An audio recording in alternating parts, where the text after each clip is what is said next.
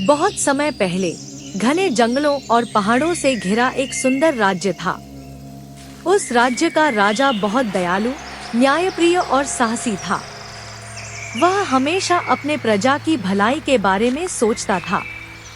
राजा को प्रकृति और जानवरों से भी बहुत प्रेम था, इसलिए वह अक्सर अपने सैनिकों के साथ जंगल घूमने जाता। उसे जंगल की शांति, हरियाली और पक्षियों की चहचहाट बहुत पसंद थी। एक दिन राजा बिना ज्यादा सुरक्षा लिए अकेले ही जंगल में निकल पड़ा।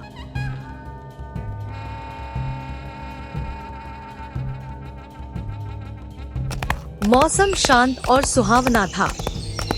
पक्षी मधुर आवाज में गा रहे थे और हवा पत्तों को धीरे धीरे हिला रही थी। राजा घोड़े पर बैठा प्रकृति का आनंद लेते हुए जंगल के अंदर तक चला गया। कुछ दूर जाने पर अचानक उसे एक तेज दहाड़ सुनाई दी। राजा चौंक गया। दहाड़ इतनी डरावनी थी कि घोड़ा भी थोड़ा घबरा गया। राजा सावधानी से घोड़े को शांत करते हुए दहाड़ की दिशा में बढ़ा। जैसे जैसे वह करीब गया, दहाड़ और भी साफ सुनाई देने लगी। थोड़ी दूर जाकर राजा ने देखा कि एक बड़ा और शक्तिशाली बाघ शिकारी के जाल में बुरी तरह फंसा हुआ था। बाघ गुस्से में लगातार दहाड़ रहा था और स्वयं को छुड़ाने की कोशिश कर रहा था, लेकिन जाल इतना मजबूत था कि वह निकल नहीं पा रहा था। बाघ की आंखों में तकलीफ और गुस्सा दोनों दिख रहे थे। राजा कुछ क्षणों तक बाघ को देखता रहा। वह जानता था कि बाघ बेहद खतरनाक होता है और यदि वह आजाद हो गया और गुस्से में हमला कर दिया तो जान का खतरा भी हो सकता है। लेकिन राजा का दिल दयालु था। उसने सोचा, यह जीव चाहे कितना भी शक्तिशाली क्यों न हो, पर अभी यह दर्द में है। अगर मैं इसे ऐसे ही छोड़ दूं, तो यह जरूर मर जाएगा। किसी की भी जान बचाना सबसे बड़ा धर्म है। राजा ने बिना देर किए पास तलवारों से रस्सियां काटनी शुरू की।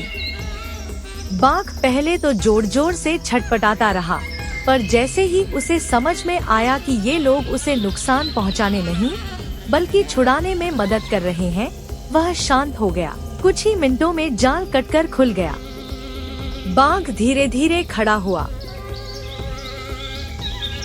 बाघ ने राजा को ध्यान से देखा। उसके चेहरे पर अब गुस्से के बजाय आभार के भाव थे। बाघ गहरी आवाज में बोला, राजा, तुमने मेरी जान बचाई है।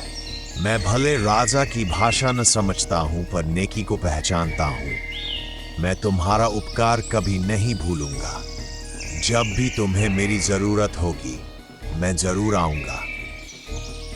यह सुनकर राजा मुस्कुराया।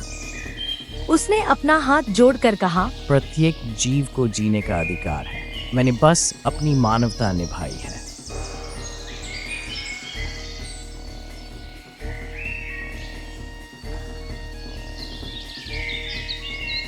उस दिन के बाद राजा अपने महल लौट गया।